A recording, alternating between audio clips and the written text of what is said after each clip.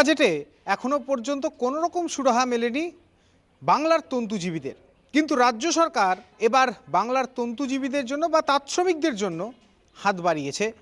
আর সেখানে 700 কোটি টাকা বরাদ্দ করা হয়েছে তাঁত শিল্পীদের জন্য। কি হবে এই 700 কোটি টাকা বরাদ্দতে? এককালীন ডেট বেনিফিট পাবে তাঁত শিল্পীরা এবং সরাসরি তন্তুজের ঘর থেকে কিনতে পারবে সুতো। তাছাড়াও বিভিন্ন রকম তাঁতের সরঞ্জাম সেগুলিও তন্তুজের মাধ্যমে তারা কিনতে এবং বিক্রি করতে পারবে। আর তাই নিয়ে নদিয়া জেলার তাঁতিরা যথেষ্টই খুশি। আমি একজন তন্তুশিল্পী হিসেবে আমি 36 বছর এই তাঁতের সঙ্গে জড়িত। আমরা একটা সময় তাঁতে বুনে খুব খুশি ছিলাম, কিন্তু বর্তমানে এই শিল্পের বাজার নষ্টের দিকে চলে যাওয়ার জন্য আমরা মজুরি থেকে বঞ্চিত হচ্ছি। সরকার যদি আমাদের কথা এইভাবে ভাবে, রাজ্য সরকার, এটা আমাদের কাছে খুব খুশির খবর। আমরা চাইব সরকার আমাদের কথা ভাবুক এবং এই শিল্পটা টিকে থাক। রাজ্য সরকার যদি করে আমার তন্ত্রশিল্পীটা, তাঁত শিল্পটা বাঁচবে, এটাই আশা করি। যতক্ষণ না আমরা সেই উপকৃত না পাচ্ছি ততক্ষণ কী করে বলবো বলুন?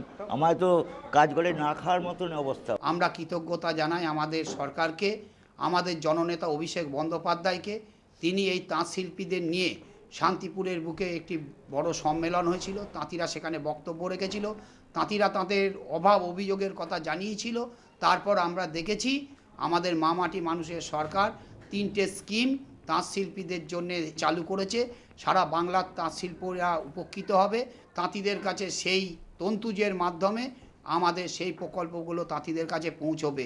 যেমন আছে ডেথ বেনিফিট স্কিম, কোনো তাঁতি মারা গেলে 2 লক্ষ টাকা তারা পাবে। ইওয়ান ব্যাংকের মাধ্যমে তাঁতিদেরকে সুতো দেওয়া হবে। আমাদের তন্তুজের যে সুতো ব্যাংক তৈরি হচ্ছে, সেখানে 10,000 টাকা পর্যন্ত তাঁতিদের সুতো থেকে শুরু করে লিলেন থেকে শুরু করে তাদের কাছে পৌঁছে দেওয়ার পরিকল্পনা নেওয়া হয়েছে। আমার শহর শান্তিপুর থেকে রূপম রায়, কলকাতা টিভি।